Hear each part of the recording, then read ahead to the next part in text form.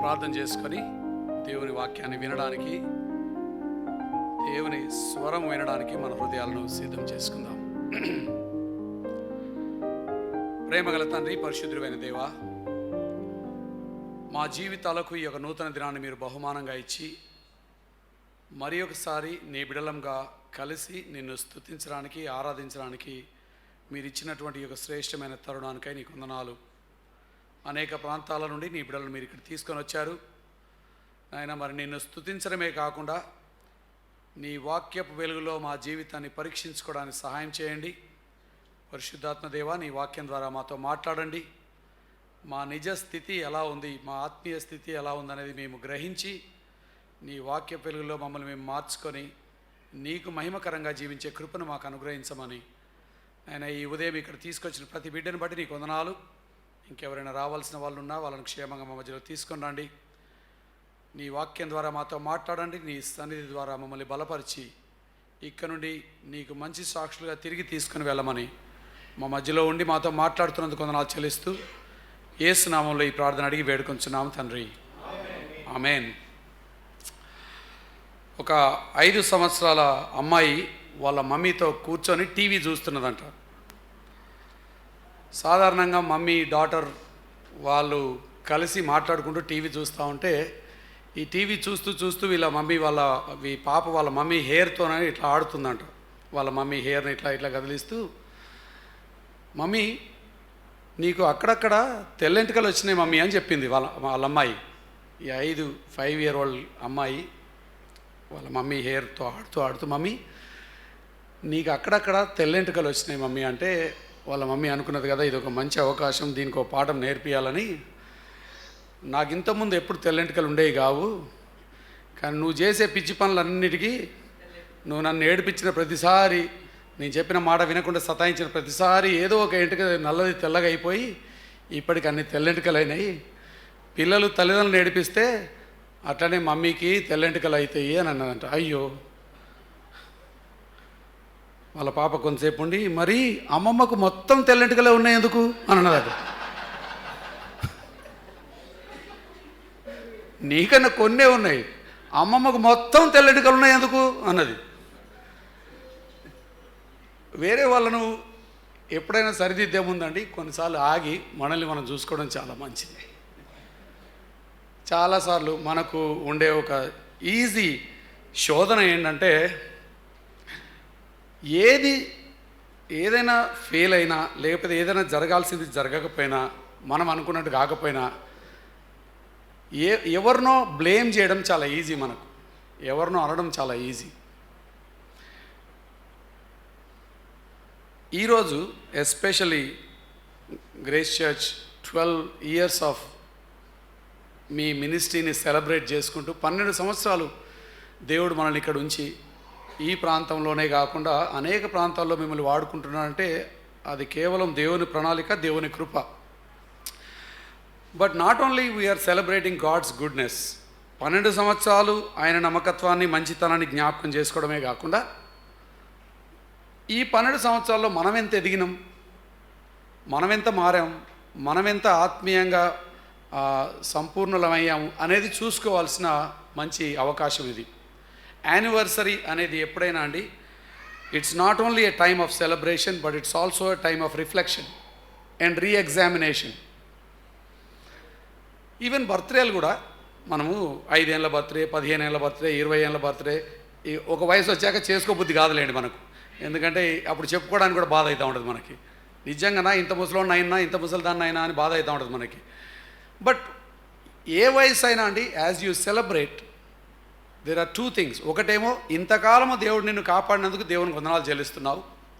But at the same time ఆగి మరి ఇంతకాలంలో నేను ఏమి నేర్చుకున్నాను, ఏమి మార్చుకున్నాను, ఎంత ఎదిగాను అనేది కూడా చూడడానికి ఇది ఒక మంచి అవకాశంగా ఉంటుంది. ఎంత కాలము అన్నది అది ఓన్లీ ఒక ఆస్పెక్ట్. ఇంతకాలంలో ఎంత దూరం పోయాము, ఎంత ఎదిగాము అనేది ఇంకా చాలా ఇంపార్టెంట్ ఆస్పెక్ట్స్. ఎంత కాలం అన్నది ఎవరైనా చెప్పగలరు, ఎందుకంటే నువ్వు పలానా అప్పుడు పుట్టావు, ఇంతకాలం నుండి బతికావు అనేది కాలము మెజర్ చేయడం పెద్ద కష్టం కాదు. 12 years మనం ఇక్కడ సంఘంగా ఉన్నామంటే ఇట్స్ ఎ ఈజీ మెజర్. 12, ఇంకా కొన్ని ఏళ్ళు అయితే 15, 20, 30 అని చెప్పుకోగలం. కాలం చెప్పగలం, కానీ ఇంతకాలంలో మనం ఎంత ఎదిగాం, మనం అసలు ఏం చేసాం దేవుని రాజ్యం కోసం అనేది చూసుకోవడానికి మాత్రం క్యాలెండర్ చూస్తే సరిపోదు. మనం ఆగి మనల్ని మనం పరీక్షించుకోవాలి. ఆది సంఘంలో సువార్త ఎక్కడైతే ప్రకటించబడదో ఆ సువార్త విని విశ్వసించిన వారు మాత్రమే బాప్తిస్మం పొందిన వారు మాత్రమే సంఘంలో చేర్చబడ్డారు. ఇది ఆది సంఘంలో జరిగిన సంగతి. అక్కడ నామకార్థ క్రైస్తవ్యానికి చోటు లేదు. నామకే వాస్తే అనే క్రైస్తవుడు అక్కడ లేదు. నేమ్ సేక్ క్రిస్టియన్స్ అనే ఆది సంఘంలో లేరు. క్రైస్తవ్యము అదొక మతముగా, ఒక ఆచారంగా తరతరాల నుండి వచ్చింది కాదు. అప్పటికి ఇప్పుడే యేసయ్య ఆయన పునరుద్ధరణ వెళ్ళిపోయినాక ఆయన శిష్యులు పోయి సువార్త ప్రకటిస్తున్నాడు. సువార్త విన్నవాళ్ళు, సువార్తను విశ్వసించిన వాళ్ళు బాప్తిసం తీసుకున్న వాళ్ళు సంఘంలో చేర్చబడ్డారు. కాబట్టి చేర్చబడ్డ ప్రతివాడు కూడా, వచ్చిన ప్రతివాడు కూడా, ఆమెనా ఆయనైనా విశ్వాసంతో వచ్చారు. శిరస్సుతో సంబంధం ఉన్నది కాబట్టి వచ్చారు వాళ్ళు. కాబట్టి వాక్యం చెప్పినప్పుడు అంటే వాక్యానికి విధేయత చాలా ఈజీగా వచ్చేది. ఎందుకంటే శిరస్సుతో సంబంధం వాళ్ళకు ఉన్నది కాబట్టి. వచ్చిన ప్రతి ఓడికి శిరస్సుతో సంబంధం ఉంది. Every person who came had a direct relationship with the head. క్రీస్తు శిరస్సు అయి ఉన్నాడు. శిరస్సుతో డైరెక్ట్ కనెక్షన్ ఉన్నోళ్ళు వచ్చారు కాబట్టి వాక్యం చెప్పినప్పుడు అండి దానికి విధేయత చాలా సూపర్గా ఉండేది. ఎందుకంటే ప్రతివాడికి శిరస్సుతో సంబంధం ఉంది. పరిశుద్ధాత్మ దేవుడు వాళ్ళతో మాట్లాడేవాడు. వాళ్ళు కూడా విధేయత చూపించాలని, మార్చుకోవాలని వచ్చిన వాళ్ళు. ఇది చాలా ప్రాముఖ్యం. అయితే సంవత్సరాలు గడుస్తున్న కొలది, క్రైస్తవ్యం సంవత్సరాలు వందల సంవత్సరాలు వస్తున్న కొలది, విశ్వాసులకు పుట్టిన పిల్లలు చిన్నప్పటి నుండే గుడికి రావడం స్టార్ట్ చేస్తారు కదా. వాళ్ళు చిన్నప్పటి నుండే గుడికి వస్తారు. వీళ్ళ తల్లిదండ్రులు చిన్నప్పటి నుండి గుడికి పోలే. వాళ్ళు విశ్వసించి విధేయత చూపించి బాప్తిసం తీసుకొని సంఘంలో చేరారు. వీళ్ళ పిల్లలు ఇక్కడే పెరిగారు కాబట్టి చిన్నప్పటి నుండే ఈ వాక్యం వింటూ ఉంటారు. అయితే విని దాంట్లో కొంతమంది జెన్యున్గా మారు మనసు పొందడం, యేసయ్యను వ్యక్తిగతంగా అంగీకరించి వెంబడించడం స్టార్ట్ చేస్తారు. కానీ అందరూ చేస్తారు అని మనం ఊహిస్తామే, అక్కడ మనం చేసే నంబర్ 1 మిస్టేక్. మనమంటే ఇప్పుడు నేను ఈ బ్యాప్టిస్ట్ చర్చ్ గురించి కాదు చెప్పేది.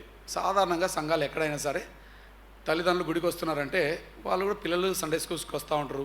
కాబట్టి సండే స్కూల్కి వస్తున్నారంటే వీళ్ళకి చిన్నప్పటి నుండి వాక్యం వింటున్నారు కాబట్టి వాడికి ఏదో ఒక వయసు వచ్చినప్పుడు మరి బాప్తిజం క్లాసెస్ ఇవ్వడము, తర్వాత బ్యాప్టిజం ఇప్పియడము, లేకపోతే వేరే డినామినేషన్లో మాకు కన్ఫర్మేషన్లు ఇప్పించడం, అట్లా చేసి మొత్తానికి వాళ్ళని మెంబర్షిప్లోకి చేరుస్తాం. అయితే ఆ ప్రాసెస్లో మనం చాలాసార్లు మన పిల్లలే కదా, మన వాళ్ళే కదా, మనం చిన్నప్పటి నుండి చూస్తున్నోళ్ళే కదా అని కొన్నిసార్లు ఖచ్చితంగా అడగాల్సిన ప్రశ్నలు క్లియర్గా అడగము, లేకపోతే నిజంగా వాళ్ళకు దేవునితో వ్యక్తిగత సంబంధం ఉందా లేదా అనేది కన్ఫర్మ్ చేసుకోము. చాలా ఏంటంటే ఇక మన పిల్లలే కదండి, చిన్నప్పటి నుండి ఇదే గుడికి వచ్చారు కదా, ఇదే సండే స్కూల్కి పోయారు కదా, కావాలంటే వాడు వాక్యాలు చెప్తాడు, పాటలు పాడతాడు, అన్నీ చేస్తాడు, అవన్నీ చూసి మనం ఏమంటాం కాబట్టి వీడు కూడా మనోడేలే, 12 సంవత్సరాలు వచ్చింది, 15 సంవత్సరాలు వచ్చింది, మెంబర్షిప్ ఇచ్చేద్దాం అని మెంబర్షిప్ దగ్గర అంటే వాళ్ళను సంఘంలో భాగంగా చేసే దగ్గర చాలా సంఘాలు చాలా నిర్లక్ష్యపు ధోరణి వహిస్తారండి. వాళ్ళు డిఫరెంట్ రీజన్స్కి మెంబర్షిప్ ఇస్తారు. శిరస్సుతో డైరెక్ట్ కనెక్షన్ ఉందన్నదే బైబిల్లో, శిరస్సుతో డైరెక్ట్ కనెక్షన్ ఉన్నది ఒక్కటే రిక్వైర్మెంట్. శిరస్సుతో డైరెక్ట్ కనెక్షన్ లేకపోతే నీకు ఎవరితో కనెక్షన్ ఉన్నా ఇక్కడైతే మెంబర్ లేదు. ఇది వాక్యానుసారమైనటువంటి సంఘం. అక్కడ వాళ్ళు ఒకటే అడిగిన ఏంటంటే యేసయ్యతో నీకు డైరెక్ట్ సంబంధం ఉందా లేదా, నీకు మారు మనసు ఉందా, నీకు పశ్చాత్తాపం ఉందా, నీకు దేవునితో వ్యక్తిగత సంబంధం. If you have a direct connection with Jesus Christ, యేసుతో నీకు డైరెక్ట్ సంబంధం ఉంటే, ఆ సంబంధం ఉంది కాబట్టి నువ్వు ఏ ఊర్లో పోయినా అక్కడ ఒక సంఘంకి వెళ్ళి లోకల్ చర్చ్లో నువ్వు మెంబర్ కావచ్చు. ఈరోజు ఈ ఊర్లో ఉద్యోగం ఉంది, రేపు ఇంకే ఊర్లో ఉద్యోగం అయినా అక్కడున్న విశ్వాసంతో పోవచ్చు. ఎందుకు? నీ యాక్చువల్ కనెక్షన్ ఎక్కడ ఎవరితో ఉంది? యేసయ్యతో ఉన్నది, శిరస్సుతో ఉన్నది కాబట్టి. కానీ శిరస్సుతో కనెక్షన్ లేని వాళ్ళను కూడా మనం ఎప్పుడైతే సంఘంలో మెంబర్స్గా చేర్చుకోవడం స్టార్ట్ చేస్తామో అప్పుడు మన సాక్ష్యం చాలా దెబ్బతింటుందండి. సంఘాల్లో చాలా సమస్యలు వస్తాయి. అనేక రకాల సమస్యలు వస్తాయి. నిజంగా చెప్పాలంటే మీ సంఘంలో ఏం సమస్యలు నాకు తెలియదు, కానీ నేను ఎందుకంటే చాలా చాలా ఏళ్ళ నుండి ఉండే చర్చలకు పోతూ ఉంటా. వాళ్ళకు ఉండే సవాళ్ళన్నీ చూసి వాళ్ళు అంటారు, పాస్టర్ గారు ఎందుకు ఇట్లా అవుతుంది అంటే ఎందుకు ఇట్లా అవుతుంది అంటే మీరు ఆది కాండంలో ఫస్ట్ లెసన్ మర్చిపోయారా? ఫస్ట్ లెసన్ ఏంటో తెలుసా? శిరస్సుతో సంబంధం ఉన్న వాళ్ళని మాత్రమే సంఘంలో సభ్యులుగా చేర్చాలా. శిరస్సుతో సంబంధం లేనివాడు, మారు మనసు లేనివాడు, తిరిగి జన్మించని వాడు, ఎంత చదువుకున్నవాడైనా, ఎంత జ్ఞాని అయినా, ఎంత డబ్బులున్నోడైనా, ఎంత పాస్టర్ తమ్ముడైనా, ఎంత పాస్టర్ కొడుకైనా, పాస్టర్ భార్య అయినా, లేకపోతే బిషప్ ఇంకేమైనా, ఇవన్నీ మనకు వచ్చే రికమెండేషన్లు అండి. మావాడు మీ ఊరికి వస్తున్నాడయ్యా, మరి మీ చర్చ్లో చేర్చుకుంటే రికమెండేషన్లతో మనం మెంబర్లు చేర్చుకుంటూ ఉంటాం. వాక్యం ఏముంటుందంటే శిరస్సుతో సంబంధం ఉందా లేదా, this is the only question. మీకు కొన్ని బైబిల్ వచనాలు చూపిస్తాను. నేను మీకు ఏం చెప్పినా కూడా బైబిల్లో ఎక్కడుంది మరి ఆ సంగతి అనేది మంచిగా క్లియర్గా అర్థమయ్యేటట్టు చెప్పే నేను ముందుకెళ్తాను. ఓకే, ఈ సంగతి మనం బైబిల్లో ఎక్కడ చూస్తాం? అపోస్తల కార్యం 4వ అధ్యాయము, అపోస్తల కార్యం 4వ అధ్యాయము 4వ వచనం విన్నాం. వాక్యము వినండి, వాక్యము వినిన వారిలో, వినండి ఈ ఆర్డర్ మంచిగా చూడండి, వాక్యము వినిన వారిలో అనేకులు నమ్మిరి, వారిలో చాలు నాన్న, వాక్యము వినిన వాళ్ళలో అనేకులు నమ్మిరి. ఈ నమ్మిన వాళ్ళు అనేక మంది వచ్చి చర్చ్లో చేరారు. సో ఈ మాటలు మీరు మంచిగా వినండి. ఇప్పుడు నెక్స్ట్ నేను చాలా వచనాలు చెప్తా అపోస్తల కార్యం నుండి, అన్నిట్లో కూడా మీకు ఈ మాటలు వస్తాయి. వాళ్ళు విన్నారు, నమ్మినరు, చేర్చబడ్డారు, విన్నారు, నమ్మినరు, చేర్చబడ్డారు. ఈ 3 మాటలు చాలా ప్రాముఖ్యమండి. మనము మెంబర్షిప్ చేసుకోవడానికి మనకు వేరే క్రైటీరియాస్ ఉన్నాయి ఇప్పుడు. అందుకనే మనకు ఇంత సాక్ష్యంతో సమస్య వచ్చింది చర్చ్లో, అంటే ఆత్మీయ బలం లేకుండా ఉండడానికి కారణం ఏంటంటే నమ్మినారు, విన్నారు, నమ్మినారు, చేర్చబడ్డారు అనే ఆర్డర్ మనం అంత స్ట్రిక్ట్గా ఫాలో కాం. ఆ మాటకు వస్తే అపోస్తల కార్యం 2వ అధ్యాయంలో కూడా ఒక మంచి మాట ఉంటుందండి. 2వ అధ్యాయంకి వద్దాం. 2వ అధ్యాయంలో 40వ వచనం నుండి చూద్దాం. 2వ అధ్యాయం 40వ వచనం నుండి,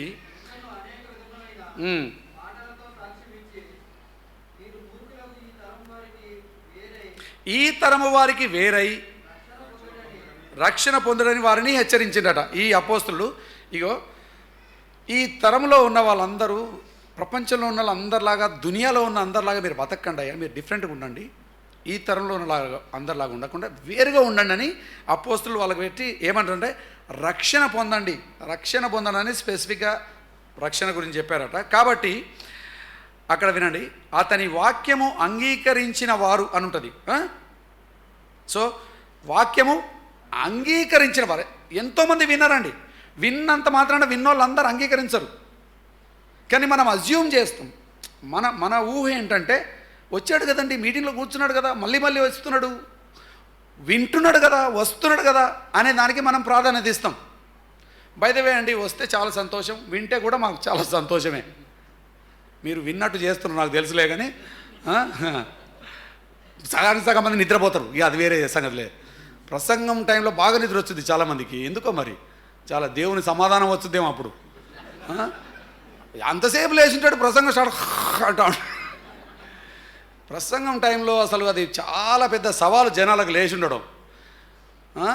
రానే రారు, వచ్చినా విన్నట్టు చేస్తారు కానీ వినరు, కొంతమంది వింటారు కూడా. అయినా కూడా విన్నందుకు క్రెడిట్ ఏం లేదండి, చాలామంది వింటారు. అయితే విని అంగీకరించినట్టు వేరు. So they did something more than just listen.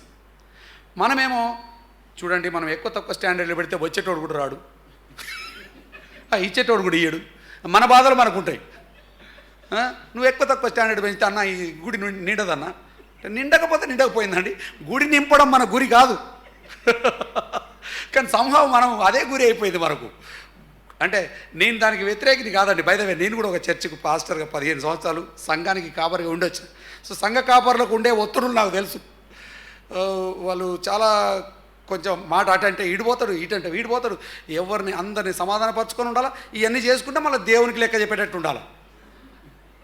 ఇదైతే లేదు, ఇదైతే అదైతే లేదు. చాలామందికి ఏదో ఒకటే చేస్తారు వీళ్ళు. రెండు సెట్ అవుతలేవు కదా. మంచిగా చెప్పేశారు. ఆ మాట మనం ఎంత తొందరగా తెలుసుకుంటే అంత మంచిది. రెండు సెట్ కాదు కాబట్టి ఒక్కళ్ళనే న్యాయం చేయండి. ఆ ఒక్కళ్ళు ఆయన, వీళ్ళు కాదు.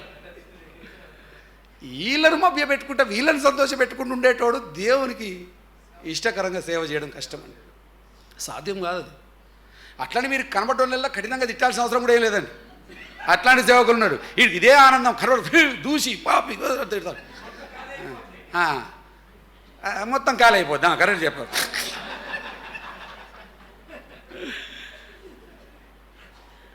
సత్యమే చెప్పాలా, కానీ ప్రేమతో చెప్పాలా. కానీ వీళ్ళని ఇష్టపెట్టడం కోసం మీరు సత్యం చెప్పడం ఎప్పుడైతే మానేస్తారో, ఎప్పుడైతే సత్యాన్ని కాంప్రమైజ్ చేస్తారో, ఎప్పుడైతే వేరే స్టాండర్డ్స్, లోకప్ స్టాండర్డ్స్ వాడతారో, మీ మెంబర్షిప్ క్వాలిటీ మారిపోతుంది. మీ మెంబర్షిప్ క్వాలిటీ మారినప్పుడు ఈ మెంబర్షిప్లో నుండే లీడర్షిప్ వస్తుంది. మెంబర్షిప్ దగ్గరనే కాంప్రమైజ్ అయిపోతే లీడర్షిప్ ఇంకెంత కాంప్రమైజ్ అయిపోతుంది. లీడర్లకు కాంప్రమైజ్ అయిపోతే ఇక ఫైనల్గా డెసిషన్ మేకింగ్ వస్తారు పైన పెద్దలు, వాళ్ళు కూడా కాంప్రమైజ్డ్ పీపుల్. ఇవాళ రేపటి చాలా సంఘాల్లో అండి, అంటే ఇది చాలా విచారకరమైన విషయం. ఈ ఒక్క రోజులో మనం మార్చేది ఏం లేదులే, కానీ ఎవరికి వాళ్ళు పరీక్షించుకొని మార్చుకుంటే చాలా మంచిది. ఈవెన్ పాస్టర్లు కూడా, వాక్యం బోధించే పాస్టర్లు కూడా వ్యక్తిగతంగా శిరస్సుతో సంబంధం లేని వాళ్ళు కొంతమంది ఉన్నారు. I'm not talking about members, I'm not talking about leaders, I'm talking about pastors. పుల్పిట్ల మీద నిలబడి అందరికీ వాక్యం చెప్పే సేవకులకే చాలామందికి డైరెక్ట్గా శిరస్సుతో సంబంధం లేదండి. ఇక ఆయనకి వెళ్ళిన దానికి వీళ్ళందరికీ ఎడికెళ్ళి వస్తుంది. అయితే ఎందుకు ఇంత దీన స్థితికి వచ్చాం అనేది మీరు అర్థం చేసుకోవడానికి మీకు కొంచెం హిస్టారికల్ స్టోరీ చెప్తున్నాం. చెప్పి మనల్ని మనం ఎప్పటికప్పుడు పరీక్షించుకొని మనం దేవుడు ఉద్దేశించిన విధమైన సంఘంగా ఉండాలన్నది నా ఆశ. సో ఇక్కడ ఏమంటే, వాక్యమును అంగీకరించిన వారు బాప్తిస్మం పొందిరి. ఈ బాప్తిజం ఎవడు బలవంతంగా ఇచ్చింది కాదు. మన చర్చలలో ఏమవుతుందంటే చాలాసార్లు, అగైన్ నేను చెప్తున్నందుకు మీరు ఎవరు డైరెక్ట్ నన్నే అంటున్నాను ఫీల్ కాకండి. ఒకవేళ మీరు ఆ తప్పు చేస్తే ఫీల్ కాండి, నో ప్రాబ్లం. ఎందుకంటే అది వాక్యంలో నుండి వచ్చింది. తల్లిదండ్రులుగా మనకు చాలా ఆశ ఉంటుంది, మన పిల్లలు బాప్తిజం పొందాలా. వానికి ఇష్టం ఉన్నా లేకున్నా వాడు 12 వచ్చినప్పటి నుండి నువ్వు బాప్తిజం తీసుకొని ఎంబడబడతా ఉంటారు. మీరు వారి కోసం ప్రార్థన చేయండి, ఎందుకు తీసుకోవాలో వివరించండి, అండ్ ఎంకరేజ్ చేయండి. కానీ నిర్ణయం మాత్రం మీది కాదండి. కానీ చాలా విచారం అండి, నాకు తెలుసు. ఆఫ్కోర్స్ పేరెంట్స్గా మనం వాళ్ళు తొందరగా తీసుకుంటే మన భావన ఏంటంటే, వాడు మారు మనసు లేకుండా, రక్షణ లేకుండా, గుడికి పోకుండా ఏమైపోతాడు అని ఎంత తొందరగా బాప్తిజం ఇప్పియాలనే ఆశ ఉండడంలో తప్పేం లేదండి. తప్పకుండా ప్రతి తల్లిదండ్రులకు ఆ ఆశ ఉండడం సంతోషమే. కానీ మీరు ఎలా వ్యవహరిస్తున్నారు? ఆశ ఉండి ఏం చేస్తున్నారు? వాడితో మాట్లాడుతున్నారా? వాడితో ప్రార్థన చేస్తున్నారా? లేకపోతే ఆయనను ఎంకరేజ్ చేస్తున్నారా? వాడికి ఏమైనా క్వశ్చన్స్ ఉంటే ఆన్సర్ చేస్తున్నారా? మీరు కాకపోతే ఇట్లాంటి ఆయనతోనన్నా ఆన్సర్ చేయించుకొని ఎక్కడో ఒక దగ్గర వాడికి, ఆ అమ్మాయికి కానీ అబ్బాయికి కానీ క్లియర్గా అది వాళ్ళ నిర్ణయం అయ్యేటట్టు మనం ప్రోత్సహించాలి, సిద్ధం చేయాలి. మనం ప్రోత్సహించట్లేదు, సిద్ధం చేయట్లేదు. నిజానికి చెప్పాలంటే అండి, చాలామంది యవనస్తులు ఇచ్చే ఒక కంప్లైంట్ ఏంటంటే, నేను కిరణ్ చెప్పినాడు కదా, ఎప్పటి నుండో నేను యూత్ మినిస్ట్రీ చేసిన, ఇప్పుడు ఎక్కువ చేయట్లేదు, అయినా కూడా అవసరం వచ్చినప్పుడు అప్పుడప్పుడు చేస్తా. కానీ చాలామంది యవనస్తులు ఇచ్చే ఒక రీజన్ ఏంటో తెలుసా అండి? అన్న, బాప్తిజం తీసుకున్న వాళ్ళు అందరు బతుకులు చూడు ఎట్లున్నాయో, నాకు అట్లా ఉండడం ఇష్టం లేదన్న. కావాలంటే తీసుకోకుండా నన్ను ఉంటా, కానీ తీసుకొని అట్లా బతుకుడు నాకొద్దు. ఇక ఆ ఆర్గ్యుమెంట్ని నేను ఏమి కూడా రిఫ్యూట్ చేయలేకపోతున్నా. ఎందుకంటే తీసుకున్న వాళ్ళని చూడన్నా, నువ్వు తీసుకున్న వాళ్ళని చూడు ఎట్లున్నారు. సో ఒక విధంగా అండి, ఎందుకు తీసుకుంటలేరు మీరు ఊరికే వరీ కాకండి. ఒకసారి మరి మనం పర్ఫెక్ట్గా ఉండకపోయినా అట్లీస్ట్ తీసుకున్న దానికి అంటే రుజువు అయినా మన జీవితాల్లో కనబడుతుందా లేదా అనేది మనం పరీక్షించుకోవాలి. మనం ఎవరం పర్ఫెక్ట్ కాదండి. ఇగో ఈయనలాగా ఉండాలా అనే అంత పర్ఫెక్ట్ ఎవరం కాదు. కానీ అట్లీస్ట్ ఈయన మారుతున్నాడు, ఈమె మారుతుంది, ఈమె లాంటి జీవితం అన్న నేను జీవించాలా అనే కోరిక వాళ్ళలో కలిగేటట్టు మనం బ్రతకాలి. చాలామంది యవనస్తులు బాప్తిజం తీసుకోకపోవడానికి కారణం అఫ్కోర్స్ వాళ్ళ స్ట్రగుల్స్ వాళ్ళకు ఉన్నాయి, పాపంతో వాళ్ళకు కూడా చాలా సమస్యలు ఉన్నాయి. కానీ ఇంకోటి ఏంటంటే తీసుకున్నంత మాత్రాన జీవితాలు మారట్లే. ఎందుకంటే చాలామంది చూస్తున్నారు వీళ్ళ సీనియర్స్. ఫర్ ఎగ్జాంపుల్ ఇప్పుడు 10th క్లాస్ వాళ్ళతో మాట్లాడుతున్నాను అనుకో, వాడు ఇంటర్మీడియట్ వాడు ఏం చేస్తున్నాడు వాడికి తెలుసుగా. వాడు పోయిన సంవత్సరం బాప్తిజం తీసుకొని కూడా ఇప్పుడు ఏం చేస్తాడు వీడికి తెలుసు, మీకు తెలియదు, వాళ్ళకి తెలుసు. వాడు అన్న వద్దన్న, నాకు ఈ బాప్తిజం వద్దన్న అంటున్నాడు. ఎందుకంటే తీసుకున్నాక వాడు ఏం చేస్తున్నాడు, ఈమె ఏం చేస్తున్నాడు తెలిసి. సో ఈ బాప్తిజం విషయంలో నేను తల్లిదండ్రులకు, ప్రత్యేకంగా పెద్దలకు, ఈవెన్ పాస్టర్స్కు నేను చెప్పాలనుకుంది ఏంటంటే, మనం పిల్లలను ప్రోత్సహించాలా. ప్రోత్సాహం కంటే ముందు అంటే మీరు బాగా ప్రార్థన చేయండి. Because at the end of the day ఇది ఒక ఆత్మీయమైన పోరాటం అండి. బాప్తిజం తీసుకోవడం అన్నది ఆ రాజ్యంలో నుండి ఈ రాజ్యంలో నుండి రావాలన్నది అదొక పెద్ద ఆత్మీయమైన పోరాటం. సాతానుడు గాడు ఏదన్నా చేస్తాడు, వ్యక్తిగతంగా వాళ్ళు క్రీస్తు రాజ్యంలోకి రాకుండా అనుమానాలు క్రియేట్ చేస్తాడు, లోకంలో నుండి శోధనలు తీసుకొస్తాడు, వాళ్ళ ఫ్రెండ్స్ నుండి హేళన చేపిస్తాడు, ఏదో ఒకటి చేసి మొత్తానికి అది క్షేమం కాదు అనే ఒప్పింపు వాళ్ళకి వస్తుంది. అట్లాంటప్పుడు బైబిల్ మనకేం చెప్తుందంటే ప్రార్థన చేయండి వాళ్ళ కోసం. The best thing you can do as parents for your young children is pray for them. మనలో చాలామంది అండి మన పిల్లల కోసం ఏమని ప్రార్థన చేస్తామంటే, వీనికి మంచి ఉద్యోగం వచ్చేటట్టు చేయి, వీనికి మంచి పిల్ల దొరికేటట్టు చేయి, ఇట్లాంటి ప్రార్థనలు చేస్తాం. కానీ ఈ నిజంగా మారు మనసు పొందేటట్టు చేయి ప్రభా. ఫస్ట్ ఆఫ్ ఆల్ ముందు మీరు మారు మనసు పొందిరో లేదో నాకు తెలియదు. ఒకవేళ పొందకపోతే ముందు నేను పొందేటట్టు చేయి ప్రభా అని. ఎందుకంటే వాడు కూడా చేస్తే మా అమ్మ నిజంగా మారు మనసు పొందేటట్టు చేయి ప్రభా అని. మీరే కింద మారు మనసు పొందకపోతే వాని మారు మనసు గురించి ప్రార్థన చేయకండి, ఓకే? ఎందుకంటే నీకే శిరస్సుతో సంబంధం లేదు, వానికి శిరస్సుతో సంబంధం ఏమని ఎట్లా రికమెండేషన్ ఇస్తారండి మీరు? కాబట్టి మన జీవితాలు మనం చూసుకుందాం. మనకు వ్యక్తిగతంగా సంబంధం ఉంటే మన పిల్లలకు సంబంధం ఉండేటట్టు ప్రార్థన చేద్దాం. ఒక మంచి మాదిరికరమైన జీవితం, పర్ఫెక్ట్ జీవితం కాదు, మంచి ఎగ్జాంపుల్ చూపించాలని ప్రయత్నం చేద్దాం. చూపిస్తూ ప్రార్థన చేయాలి బాగా. అండ్ ఆల్సో వాళ్ళకి ఎప్పుడైనా అవకాశం వచ్చినప్పుడు ఇట్లాంటి మంచిగా ఒక డిస్కషన్ టైం పెట్టి అసలు ఎందుకు బాప్తిజం తీసుకోవడం అవసరం, బైబిల్ ఏం చెప్తుంది బాప్తిజం గురించి అనేది మీరు చెప్తే అండి, ఇక్కడ చాలా బ్యూటిఫుల్గా ఉంటుంది. వాక్యము విని అంగీకరించిన వారు బాప్తిజం పొందిరి. ఆ దినమందు ఇంచుమించు ఈ 3,000 మంది ఎవరు?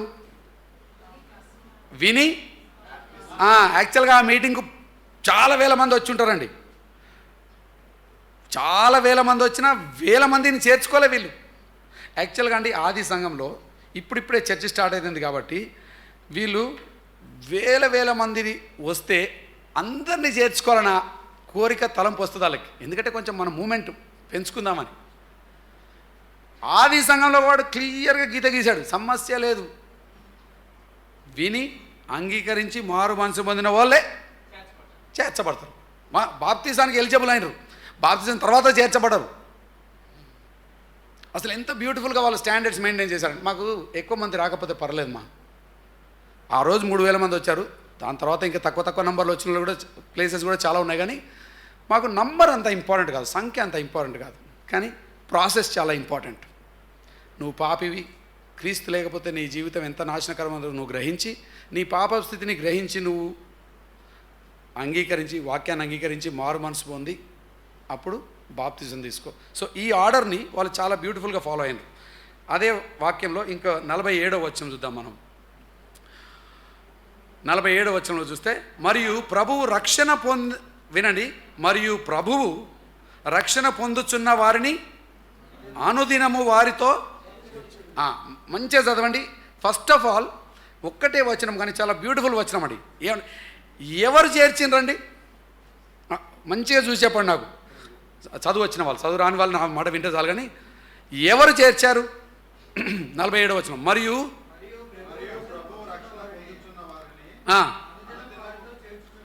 ఎవరు చేర్చుతున్నారు? అక్కడ ఉందా బైబిల్లో? ఎవరు చేర్చారు? పేతురు చేర్చుకున్నాడా? యాకోబు చేర్చుకున్నాడా? వీళ్ళు అపోస్తులు పోయి రికమెండేషన్లు ఇచ్చి కొంతమంది జనాలు. అపోస్తులు చేర్చలేదండి, అపోస్తులు చేర్చలేదు, ప్రభువు చేర్చాడు. ఎందుకు ఈ మాట మీకు మళ్ళీ చెప్తున్నానంటే, శిరస్సుతో సంబంధం అని ఎందుకు ఇన్నిసార్లు రిపీట్ చేస్తున్నా అంటే, అదిగినా లేకపోతే ఇంకా ఎన్ని ఉన్నా కూడా లాభం లేదండి. వాళ్ళు మంచోళ్ళు అయి ఉండొచ్చు, చదువున్న వాళ్ళు అయి ఉండొచ్చు, బైబిల్ బాగా తెలిసిన వాళ్ళు అయి ఉండొచ్చు, భక్తి పరులు అయి ఉండొచ్చు. ఇట్లాంటి లక్షణాలు ఉన్న వాళ్ళు చాలామంది ఉంటారండి. కానీ దేవుని కార్యం జరగాలంటే, దేవుని రాజ్యంలో మీరు వెళ్ళి పని చేయాలంటే మాత్రం మీకు ఒక రిక్వైర్మెంట్ ఉన్నది. అదేంటంటే శిరస్సుతో ప్రభువు చేర్చాడు. ఎవరిని చేర్చాడు? రక్షణ పొందుచున్న వారిని అనుదినము వారితో చేర్చుచున్నాను. So this is God adding people, not people adding people. మనుషులను కలపడం కాదండి, దేవుడు మనుషులను కలుపుతున్నాడు. దేవుడు సంఘాన్ని అభివృద్ధి చేస్తున్నాడు. దేవుడు సంఘానికి కొత్త వాళ్ళని తీసుకొస్తున్నాడు. ఎవరిని తెస్తున్నాడు? ఎవరైతే ఆయనను అంగీకరించారో అక్కడ ఉన్నది రక్షణ పొందుతున్న వారిని, రక్షణ పొందిన వాళ్ళని ప్రభువు తీసుకొచ్చి జాయిన్ చేసినాడు. సంఘ చరిత్ర చూస్తే అండి, చాలా డిఫరెంట్ కారణాలకు మనుషులను సంఘం చేర్చుకుంటుందండి. చాలా డిఫరెంట్ కారణాలు ఒకటి చాలా ఆబ్వియస్గా ఏదేంటంటే, క్రైస్తవ కుటుంబంలో పుట్టి పెరిగినారు కాబట్టి అదే 12-15 సంవత్సరాలు వచ్చినప్పుడు మీకు ఏదో ఒక 2-3 క్లాసులు ఇచ్చేసి బ్యాప్టిజం తీసుకోవాలన్నా, తీసుకోకపోతే మరి నువ్వు చర్చిలో మెంబర్ కావు అని తల్లిదండ్రులు కూడా అంటారు, పాస్టర్లు కూడా చెప్తే సరే వాళ్ళు యవనస్తులు వచ్చి కూర్చొని క్లాసెస్ వింటారు. విని సరే అన్న వాళ్ళకు నిజంగా దాని గురించిన పూర్తి అవగాహన లేకుండా వాళ్ళకి బాప్తిజం ఇవ్వడం అంత మంచిది కాదండి. అసలు ఇదంటే ఏంటి? వాక్యానుసారంగా బాప్తిజం అంటే ఇక నువ్వు జీవించువాడను నేను కాదు నా యందు క్రీస్తు అనేది వాళ్ళు అర్థం చేసుకోవాలి. కానీ చాలాసార్లు మనం బాప్టిజం క్లాసెస్లో ఏం చెప్పం. ఇప్పటి నుండి నీ ఇష్టం వచ్చినట్టు బతకడానికి ఛాన్స్ ఉండదమ్మా, ఛాన్స్ ఉండదురా. ఇప్పటి నుండి నువ్వు క్రీస్తు కోసం బ్రతుకుతాను అంటేనే ఈ పని చేయి. నీ సుఖం కోసం, నీ ఆనందం కోసం అందరిలాగా బతకాలనుకుంటే ఈ పని చేయకు. కానీ మనం అంత స్ట్రిక్టే చెప్పంగా. మనం స్ట్రిక్టే చెప్తే ఆయనతో వచ్చేటోడు రావట్లేదని వానికి ఏదో ఒకటి చెప్పి నువ్వు బాప్తిజం తీసుకుంటే నీకు అది ఇస్తా ఇది ఇస్తా అని మళ్ళీ అనుకో సెల్ ఫోను, బైక్ ఇట్లాంటివన్నీ ఆఫర్లు పెట్టి ఏదో ఒకటి చేసి యవనస్తులకు బాప్తిజం ఇప్పించాలని చూస్తూ ఉంటాం. చాలా మటుకు ఇట్లా అంటే జెన్యున్గా బాప్తిజం అంటే ఏంటో తెలియకుండా, క్రీస్తుతో సంబంధం లేకుండా చర్చెస్లో మెంబర్స్ అయ్యే వాళ్ళు ఫ్యామిలీ మెంబర్స్ వస్తూ ఉంటారు. ఇంకా వేరే వేరే పద్ధతుల్లో ఈ మధ్యలో నేను చూసిన ఏంటంటే, ఒక క్రైస్తవ అమ్మాయిని ఒక అబ్బాయి పెళ్లి చేసుకున్నాడు. ఆయన క్రైస్తవుడు కాదు. వాళ్ళిద్దరు ప్రేమించుకున్నారు, పెళ్లి చేసుకుంటారంట. అయితే ఈ అమ్మాయి అన్నది నేనైతే క్రిస్టియన్ వెడ్డింగ్ చేసుకుంటా అంటే, ఆ అబ్బాయి వాళ్ళ తల్లిదండ్రులు ఎవరో వచ్చి పాస్టర్ గారిని రిక్వెస్ట్ చేస్తున్నారు, అయ్యా మరి మా అబ్బాయి ఆ అమ్మాయిని చేసుకుంటుందంట, మరి అది చేసుకోవాలంటే మరి మీ ఆచారం ప్రకారం బాప్తిజం అనేది చాలా అవసరం అంట కదా, మా అబ్బాయికి బాప్తిజం ఇవ్వండి అని. అసలు ఫస్ట్ ఆఫ్ ఆల్ అంటే మరి ఆ పాస్టర్ గారు నాకు చెప్తున్నాడు ఏం చేసినాడని, కానీ ఇచ్చాడు. మొత్తానికి బాప్తిజం ఇచ్చాడు. బాప్తిజం ఇచ్చినాక పెళ్లి చేశాడు. వాళ్ళిద్దరు ఇప్పుడు చర్చి మెంబర్లు అయ్యారు. బట్ నేను మీకు ఎందుకు ఈ ఉదాహరణ ఇస్తున్నా అంటే, వాక్యానుసారంగా శిరస్సుతో సంబంధం లేనివాడు, మారు మనసు లేనివాడు, రక్షణ లేనివాడు సంఘంలో భాగము కాడు. కాడంటే కాడు అంతే. మళ్ళీ దానికి మనం ఏదో రికమెండేషన్లు తీసుకొని చేర్చే ప్రయత్నం చేయకూడదు. ఇట్లా వివాహంతో బాప్తిజాలు తీసుకొని, వివాహం కొరకు బాప్తిజాలు తీసుకొని, ఆమె కొరకు ఈయన బాప్తిజం తీసుకోవడం, ఈయన కొరకు ఆమె బాప్తిజాలు తీసుకొని కూడా చాలామంది చర్చిల మెంబర్ అవుతూ ఉంటారండి. ఇది వాక్యానుసారమైంది కాదు. మరి ఏం చేయాలన్నా అని చాలామంది, మరి ఏం చేయాలండి వాళ్ళు ఎట్లా అంటే, పెళ్ళి చేసుకోవడానికి బాప్తిజం అవసరం లేదండి. ఈ అమ్మాయికి అబ్బాయి నచ్చాడు, వాళ్ళిద్దరు వేరే వేరే మతస్థులు, కానీ సంసారం చేసుకోవడానికి వాళ్ళకు గుడి మెంబర్షిప్, బాప్తిజం ఏమీ అవసరం లేదు. దేవునితోనే సంబంధం లేనప్పుడు ఈ అడ్డమైన సర్టిఫికెట్లు, ఈ షో ఎందుకు? ఇక్కడికి వచ్చి దేవుని సన్నిధి అందు, ఎవరితో మాట్లాడుతున్నావు? దేవుని సన్నిధి అందు, దేవునితో సంబంధమే లేదు నీకు. క్రిస్టియన్ వెడ్డింగ్ ఎందుకు కావాలండి నీకు? నువ్వు క్రిస్టియనే కానీ అప్పుడు క్రిస్టియన్ వెడ్డింగ్ ఎందుకు నీకు కదా? కానీ మనకు ఆ షో కావాలా, క్రిస్టియన్ అనే పేరు కావాలా, అందుకే కాబట్టి చాలామంది క్రిస్టియన్ వెడ్డింగ్ చేస్తాడు. నేనైతే చాలా స్ట్రిక్ట్ అయితే ఏం పర్లేదు నాన్న, మీరు క్రిస్టియన్ కానప్పుడు క్రిస్టియన్ వెడ్డింగ్ వద్దు. దేవునితో సంబంధం లేనప్పుడు దేవుని పేరును ఉత్తగా అట్లా వాడుకోకండి. జస్ట్ పోయి సివిల్ వెడ్డింగ్ చేసుకోండి. ఎన్నో రకాల వెడ్డింగ్లు చేసుకోవచ్చండి. సంతకాలు పెడితే వెడ్డింగ్ అయిపోతుంది. హ్యాపీగా బతకొచ్చు మీరు. అనవసరమైన ఈ డబల్ లైఫ్ ఎందుకు? క్రిస్టియన్ వెడ్డింగ్ చేసుకోండి. క్రిస్టియన్ కానప్పుడు క్రిస్టియన్ వెడ్డింగ్ ఎందుకండి? బట్ నేను అన్న అట్లా అంటే అగైన్ మీ అందరి ప్రాబ్లం ఏంటో తెలుసా? అట్లా అంటే ఈ వచ్చే ఆమె కూడా రాదు కదా గుడికి మనకు. ఇప్పుడు ఆయన చేసిన పని ప్రకారం ఆమె వచ్చింది, ఆయన కూడా వచ్చిండు, ఇద్దరి కానుకలు వస్తున్నాయి. అది ఆయన మెయిన్ మోటివ్. ఇప్పుడు నేను చెప్పిన దాని ప్రకారం ఈమె కూడా రాకుండా పోతుంది కదా. నేను వాక్యానుసారంగా ఆమె కూడా రాకుండా ఉండడమే మంచిది. ఎప్పుడైతే ఇద్దరు కూడా జెన్యూన్గా యేసయ్యతో సంబంధం కలిగి ఉండి మనకి ఆత్మీయ కుటుంబంతో సంబంధం అవసరం, ఇక్కడ పోవాలా, ఆత్మీయ ఎదగాలనుకుంటారో అప్పుడు రాని. అంతేగాని మనం అక్కడ మెంబర్షిప్ దగ్గర ఎప్పుడైతే కాంప్రమైజ్ అవుతామో, నిజంగా మారు మనసు లేని వాళ్ళని ఎప్పుడైతే చేర్చడం స్టార్ట్ చేస్తామో చర్చిలో చాలా ప్రాబ్లమ్స్ వస్తాయండి. ఎందుకంటే దేవునితో డైరెక్ట్ సంబంధం లేదు కదా. సో నువ్వు ఆలోచించే విధానం వేరుంటుంది, వాళ్ళు ఆలోచించే విధానం వేరుంటుంది. వాళ్ళు లోకరీతిగా ఆలోచిస్తారు, ఎందుకంటే వాడు లోకరీతిగా వచ్చినోడు. ఇంకా కొన్నిసార్లు ఏం చేస్తారంటే ఇట్లా ఎస్పెషల్లీ పెద్ద పెద్ద పట్టణాల్లో, వైజాగ్ లాంటి పెద్ద పట్టణాల్లో అయితే చాలామంది ట్రాన్స్ఫర్లు అయ్యి అటు నుండి ఇటు నుండి వస్తూ ఉంటారండి. ఏ సంఘ కాపరికైనా ఉండే ఒక శోధన ఏంటంటే, మాకు చాలామంది మంచి ఉద్యోగస్తులు, ఎంప్లాయీస్, మెంబర్స్ ఉంటే మాకు ఫైనాన్షియల్ స్టెబిలిటీ ఉంటుంది అనేది ఏ సంఘ కాపరికైనా ఉండే న్యాచురల్ తలంపు. అది తప్పని నేను అనట్లే, కానీ ఆ తలంపు ఉంటే ఉన్నది. కానీ వాక్యానికి ఉన్నటువంటి స్టాండర్డ్ని తగ్గియకండి ఆ తలంపు కోసం. పలానాయనకు మంచి ఉద్యోగం ఉందండి, బాగా చదువుకున్నాడండి, ఆయన ఇంతకుముందు ఉన్న ఊరిలో బాగా కానుకలు ఇచ్చేవాడు, ఆయన భక్తిపరుడే, మంచోడే, ఇవన్నీ కూడా మంచివే అండి, నేను కాదనట్లే. కానీ క్రీస్తు శరీరంలో భాగంగా ఉండాలంటే క్రీస్తుతో సంబంధం ఉండాలి అంతే. ఆయన చాలా పెద్ద ఆఫీసర్ అండి, చాలా సంపాదించాడు, ఆ పోయినసారి ఉన్న చర్చిలో అది ఇచ్చాడు, ఇప్పుడు మన ఊరికి ట్రాన్స్ఫర్ అయ్యి వచ్చాడు, మన గుడికి వస్తా అంటున్నాడు. ఎంత సంతోషమో చాలామంది పాస్టర్లకి. నేను కూడా పాస్టర్ని, నాకు తెలుసండి, నాకు కూడా సంతోషమే. కానీ ఈయన చేరడం కంటే ఈయన అక్కడ చేరడం చాలా ఇంపార్టెంట్ అండి. ఈయన ఇక్కడ చేరడం కంటే ఈయన అక్కడ చేరడం చాలా ఇంపార్టెంట్. కాబట్టి ఎంత పెద్ద ఆఫీసర్ అయినా, ఎంత డబ్బులు ఉన్నాడో, ఎంత ఇన్ఫ్లుయెన్స్ అయినా, మెంబర్షిప్కు ముందు నేను ఖచ్చితంగా ఈ ప్రశ్న అడుగుతాను. నేనే అడుగుతాను. నేను పాస్టర్ని, అంటే మా చర్చికి నేను పాస్టర్ కాబట్టి నేను ఒక అట్లీస్ట్ 1 or 2 ఇంటర్వ్యూస్ పెడతాను. నేను మా చర్చికి ఎవడు పడితే వాడు మెంబర్ కాలేడు కూడా, నా సంతకం ఫైనల్గా పడుతుంది ఆ సర్టిఫికేట్ మీద. బట్ నేను ఇంటర్వ్యూ చేస్తాను, పెద్దలతో మాట్లాడమంట, వీళ్ళందరినీ ఒకసారి వాళ్ళ ఇంటికి పోయి చూసిరమ్మంట, అసలు ఏంటి పరిస్థితి, వాళ్ళు సమాధానంగా ఉన్నారా, కలిసి ఉన్నారా లేదా అని. అన్ని టెస్టులు చేశాక, వాళ్ళు చేసే పరీక్షలన్నీ చేశాక నేను ఒకసారి కాఫీకో ఇట్లా కూర్చొని, మీ స్టోరీ చెప్పండి సార్, మీరు ఎక్కడ పెరిగారు, ఏం చదువుకున్నారు, ఏం చేశారు, just tell me your story అంతే. చాలా సింపుల్గా. నేనేం పెద్ద నీకు ఏషియా గ్రంథంలో ఇది ఉందో తెలుసా, ఆ గ్రంథంలో ఇది ఉందో తెలుసా అని అడగా. ఎందుకు అడగా అంటే నాకే తెలియదు. కాబట్టి అట్లాంటి ప్రశ్నలు అడిగి నన్ను నేను ట్రబుల్లో పెట్టుకోను. అంత డీప్ క్వశ్చన్లు నేనేమడగా, చాలా సింపుల్గా నీ స్టోరీ ఏం చెప్పరా నాయన, ఎక్కడ పుట్టినావు, ఏం చదువుకున్నావు, ఏం చేసినావు. ఈ స్టోరీలో ఎప్పుడో ఒకసారి వాడు మారు మనసు అనే మాట ఎప్పుడు అంటాడా అని చూస్తూ ఉంటాను.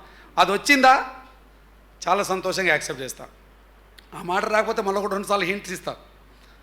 సరే నువ్వు క్రైస్తవునే పెరిగినావు అదేంది, కానీ దేవునితో వ్యక్తిగత సంబంధం ఎప్పుడు స్టార్ట్ అయింది, నువ్వు పాపివని ఎప్పుడు గ్రహించి యాక్సెప్ట్ చేస్తావు అనేది మళ్ళీ జ్ఞాపకం చేస్తాను. Because I want to hear that clearly from them. ఈ వయసులో అండి నేను జెన్యున్గా యేసయ్యను అంగీకరించిన అని, అంగీకరించిన వాళ్ళు కలిస్తే అండి మనం కలిసి దేవుని రాజ్యం కోసం చాలా గొప్ప పనులు చేయగలం. కానీ అంగీకరించిన వాళ్ళు కొంతమంది, అంగీకరించని వాళ్ళు కొంతమంది కలిస్తేలే ఇక అక్కడ ఉండే డ్రామాలు.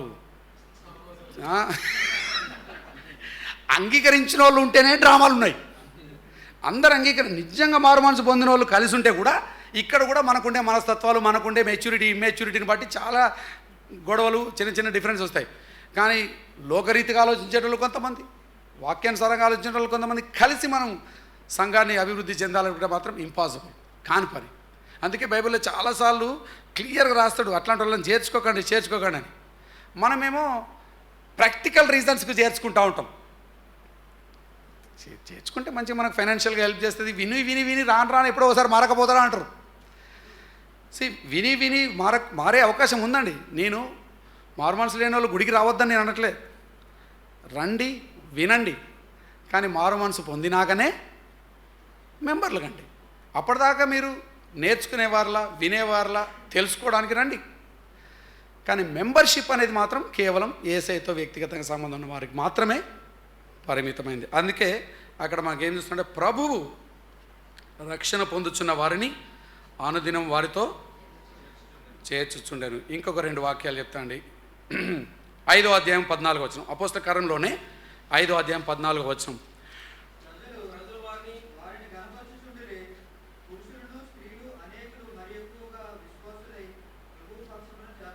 వినండి, అక్కడ చాలా క్లియర్గా ఉన్నది, అనేకులు మరి ఎక్కువగా విశ్వాసులై. ఓకే, ఏమైంది? ఫస్ట్ విశ్వాసులై ప్రభు పక్షమున సో చేర్చబడడం అనేది ఎప్పుడైంది? విశ్వాసులు అయినాక అయింది కదా. మారు మనసు వచ్చినాక చేర్చబడడం జరిగింది. అంతేగాని మన కాన్సెప్ట్ అంటే చేర్చుకున్నాక ఎప్పుడో ఒకసారి మారకపోతాను అంటున్నాం మనం. అట్లా చేసినందుకే సంఘాలు ఇట్లా అయిపోయినాయి. విశ్వాసులైనాక చేర్చబడడం జరిగింది. 6వ అధ్యాయం 7వ వచనం చూద్దాం. 6వ అధ్యాయం 7వ వచనం.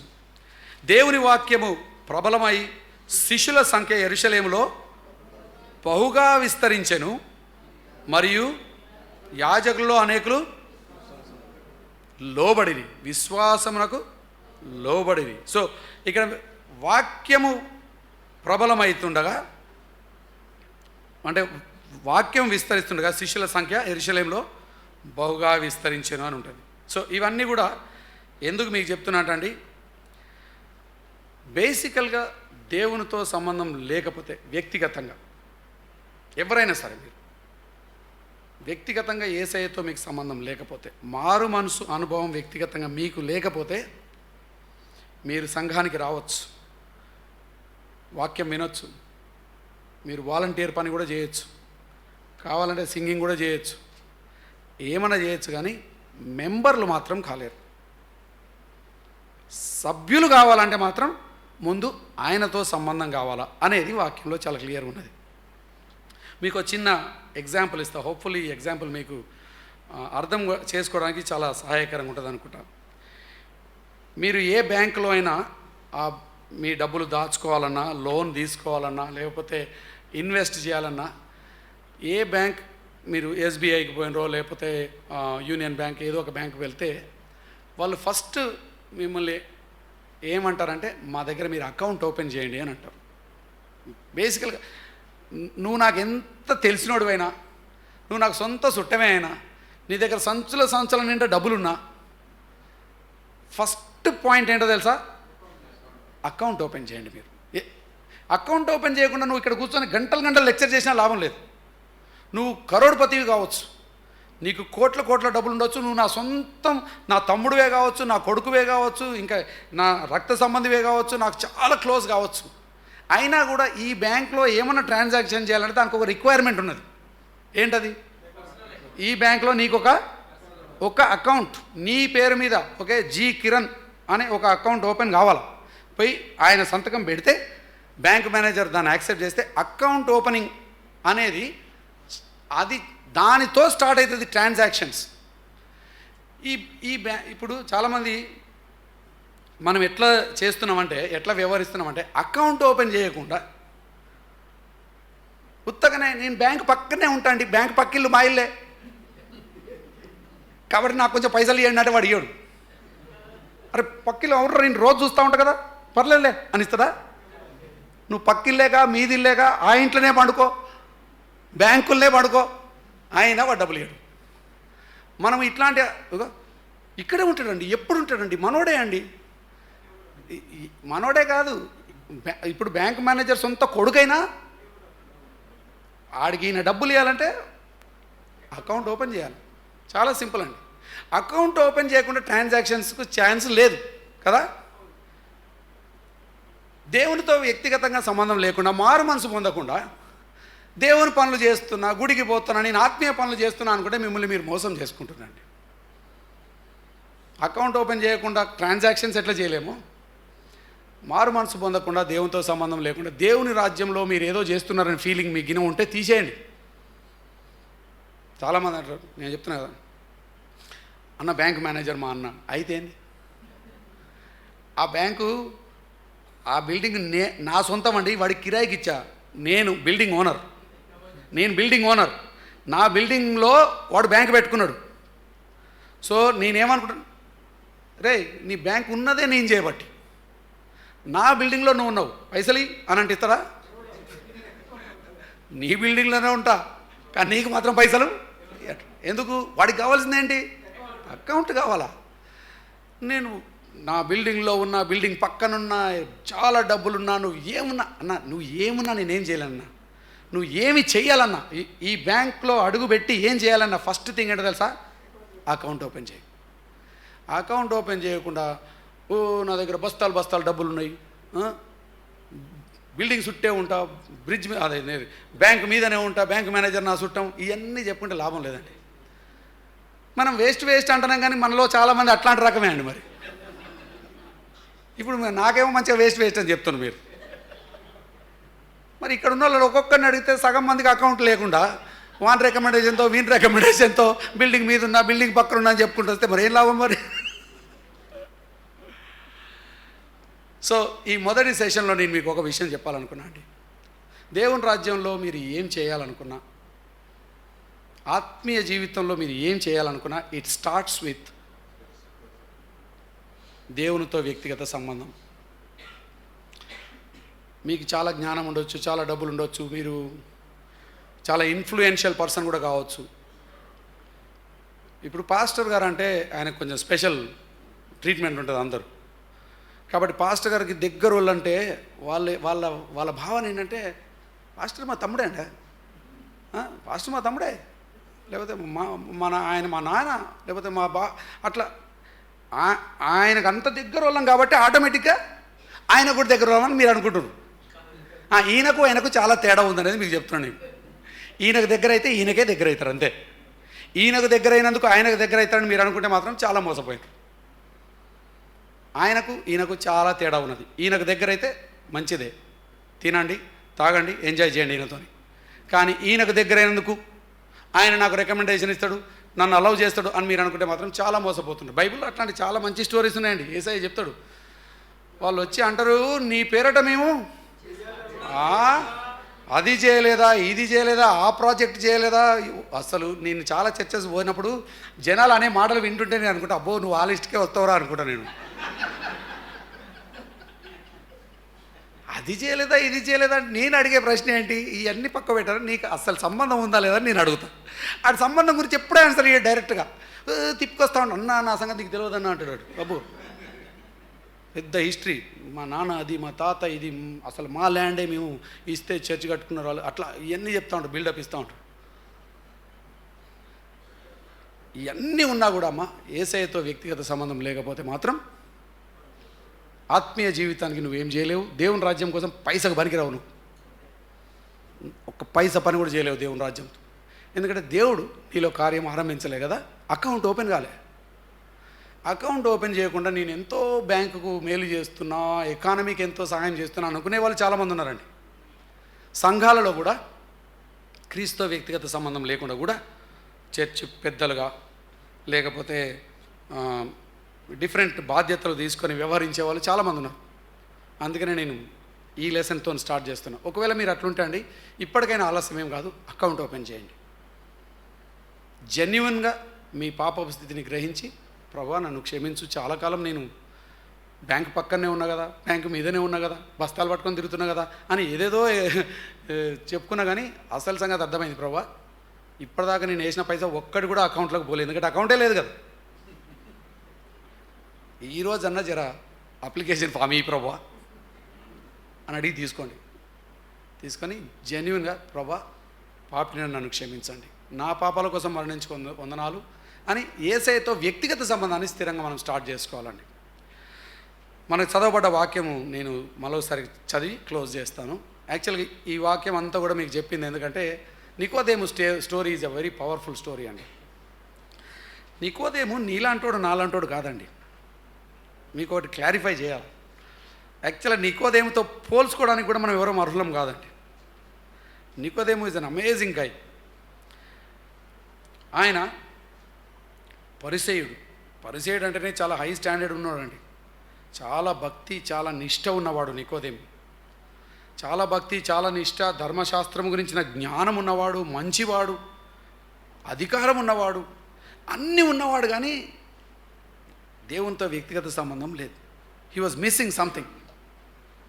ఆ నికోదేము యోహాను సువార్త 3వ అధ్యాయంలో మీకు తెలుసు ఈ స్టోరీ. రాత్రి వస్తాడు యేసయ్య దగ్గరికి. అతడు రాత్రి అందు ఆయన యొద్దకు వచ్చి, బోధకుడా, నాకు చాలా ఇష్టం అండి ఈ స్టోరీ. ఏమంటాడు తెలుసా? నీవు దేవుని యొద్ద నుండి వచ్చిన బోధకుడు అని మేమెరుగుదుము అనే మాట చూసినా మీరు? అసలు కొంతమంది వాళ్ళు మాట్లాడే విధానాలను చూస్తేనే అమ్మో ఎంత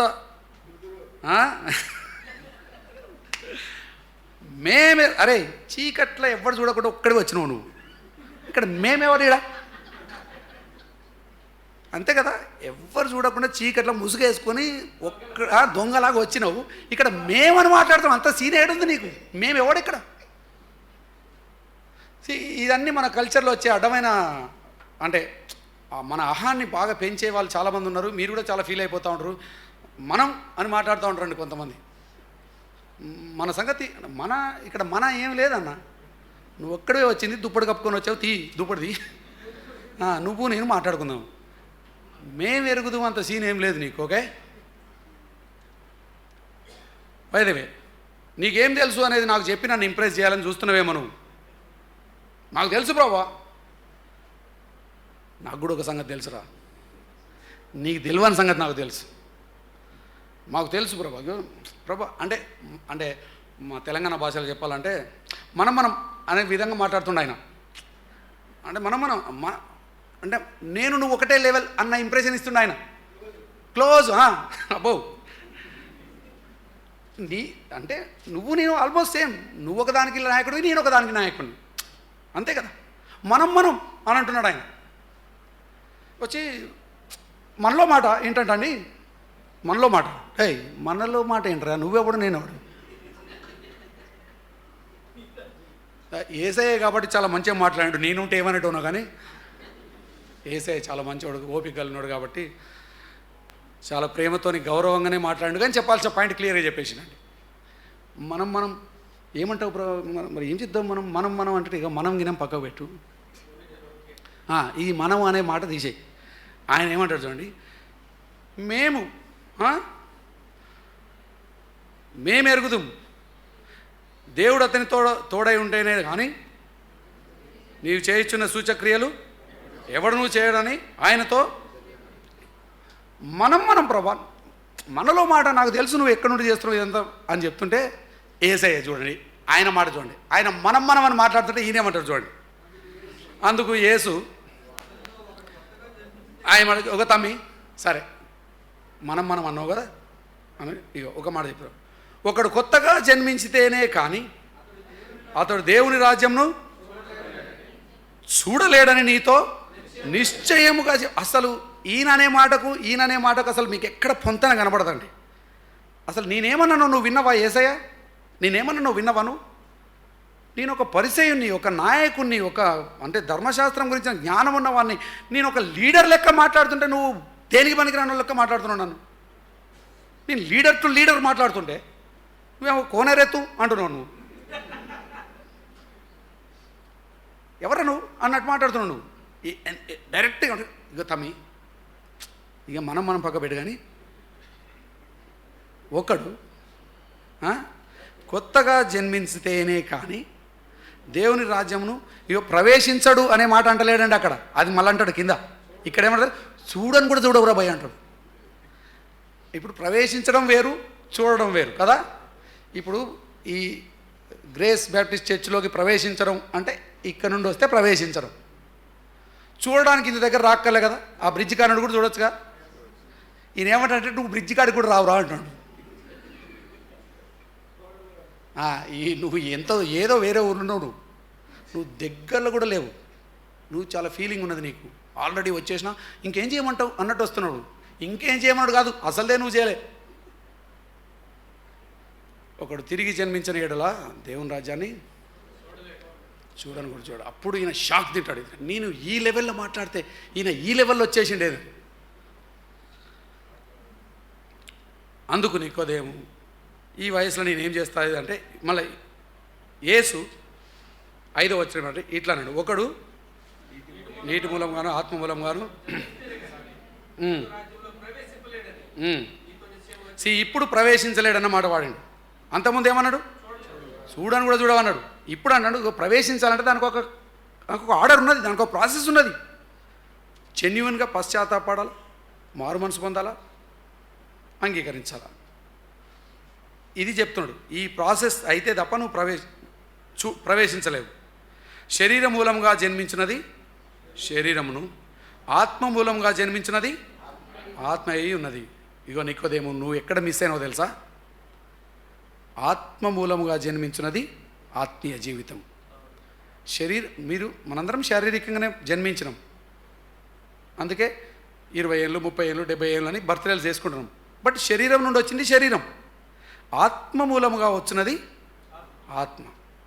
ఈ ఆత్మీయ తిరిగి జన్మ నీకు చాలా అవసరం. అది లేకపోతే దేవుని కోసం నువ్వు చేసేది ఏం లేదు, నువ్వేం చేయలేవు, అర్హుడవు కదా కాదు.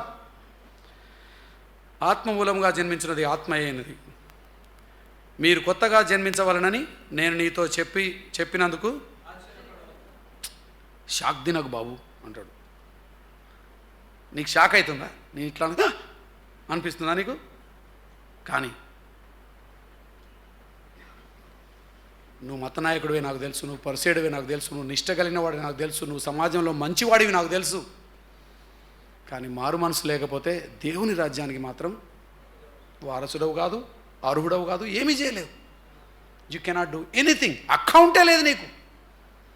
Sorry Nicodemus, you're a nice person, you're a great person. నిజంగా చెప్పాలంటే నీకు చాలా ఆశ ఉన్నది. చాలామంది పరిసేలకు ఇట్లా వచ్చి అడిగే దమ్ము కూడా లేదు. వాళ్ళంతా మతంలో పిచ్చిగా వాళ్ళ జీవితాల్లో బ్రతులు. ఈయనకు తెలుసుకోవాలన్నది వచ్చినాడు, అడిగినాడు అంటుండు, you are a nice person, but మారు మనసు లేకపోతే మాత్రం నా రాజ్యం కోసం మనకి రావంటాడు. అండ్ దాని తర్వాత ఆయన స్టోరీ మారుతుందండి. మీరు చూస్తే మీరు నికోదేము యాక్చువల్గా eventually becomes a follower of Christ. యేసును వెంబడిస్తాడు ఆయన సీక్రెట్గానే, బట్ చాలా కాలం వెంబడిస్తాడు. తర్వాత పబ్లిక్గా ఆయన యేసయ్య కోసం ఆయన ఏం చేసిండో మనం న్యూ టెస్ట్మెంట్లో చూస్తాం.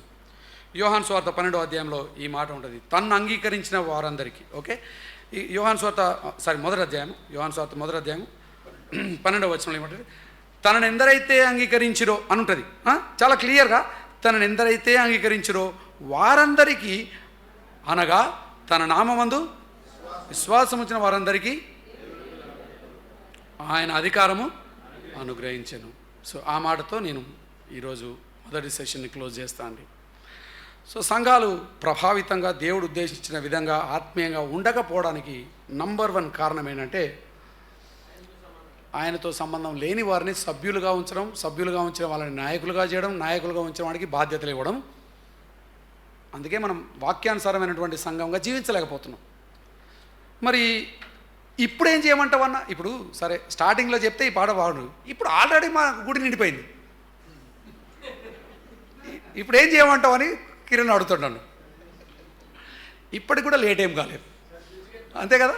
అప్లికేషన్ అందరికీ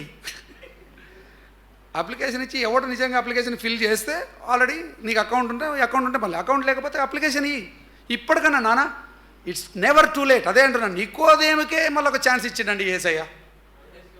ఎందుకు ఇవ్వడు? నువ్వు చర్చ్ ఎల్డర్ కావచ్చు, ప్రెసిడెంట్ కావచ్చు, ఏమైనా కావచ్చు, అసలుది లేకపోతే మాత్రం నీకు కూడా ఇది చాలా అవసరం. కాబట్టి ఇట్స్ నెవర్ టూ లేట్ అండి. మనము మెంబర్షిప్ ఎప్పుడైతే ఎక్స్ట్రా కేర్ఫుల్గా స్పిరిచువల్గా స్క్రిప్చరల్గా ఉంటే మీ సంఖ్య తక్కువ ఉన్నా అండి, మీ ప్రభావం మాత్రం సూపర్ ఉంటుందండి. I'm not a big fan of numbers. Number పెద్దగా ఉంటే అదేం పెద్ద ప్రాబ్లం కాదు, కానీ నంబర్ పెద్దగా ఉంటే నీకు మానిటరింగ్ కష్టమవుతుంది. ఎందుకంటే ఎవడు నిజంగా వెంబడిస్తున్నాడు, ఎవరికి నిజంగా దేవునితో సంబంధం ఉంది లేదు తెలుసుకోవడం కష్టమవుతూ ఉంటుంది. కానీ ఇంపాసిబుల్ కాదు. పెద్దగా అవుతున్న కొలది మీకు బాధ్యత పెరుగుతుంది, కానీ తప్పకుండా చేయాల్సిన పని ఇది. ఎందుకంటే ఇది ఎప్పుడైతే మనం చేయడం మానేస్తామో, ఎప్పుడైతే అజ్యూమ్ చేస్తామో, ఊహిస్తామో, మన చర్చిలో పెట్టిన పిల్లోడే అండి, మనోడే అండి, వాళ్ళ చుట్టమంటండి, వీళ్ళ చుట్టమంటండి, రికమెండేషన్తో వచ్చారు, ఈ ఉన్నాయే, ఇవి మనల్ని ఆత్మీయ జీవితం జీవించకుండా కట్టేస్తాయి. యేసయ్య అంటాడు, తనను అంగీకరించిన వారందరికీ తన పిల్లలగుటకు ఆయన అధికారం ఇచ్చాడు. నా ప్రార్థన, నా ఆశ ఏంటంటే, గ్రేస్ బ్యాప్టిస్ట్ చర్చ్లో ఉన్న ఎంతమంది ఉన్నారో నాకు తెలియదండి, కానీ ఎంతమంది ఉంటే అంతమంది, 20 మంది ఉంటే 20, 2000 మంది ఉంటే 2000, but every one of you should have a direct relationship with Jesus Christ. యేసయ్యతో మీ వ్యక్తిగతంగా సంబంధం ఉండాలి, మారు మనసు అనుభవం ఉండాలి. లేకపోతే మాత్రం దేవుని కోసం మనం ఆత్మీయ కార్యం చేయడానికి అదొక ఆటంకం అవుతుంది. నా ప్రార్థన ఇక్కడున్న మనందరం కూడా యేసయ్యతో సంబంధం ఉంది కాబట్టి ఇక్కడికి వచ్చి ఒకరినొకరు ఆత్మీయంగా బలపరుచుకుంటూ కలిసి ఇంకా ముందు 12 ఏళ్ళు అయింది, ఇంకా ఎన్నో ఏళ్ళు ఉన్నది కలిసి సేవ చేసేది. కానీ ఇప్పటికన్నా ఆగి మెంబర్షిప్ క్లియర్గా చేసుకుంటే అంటే అప్లికేషన్లు నింపుకుంటే అకౌంట్లు ఓపెన్ అయితేలే మనం చేసే పరిచర్య చాలా డిఫరెంట్గా ఉంటుంది. ప్రార్థన చేసుకుందాం.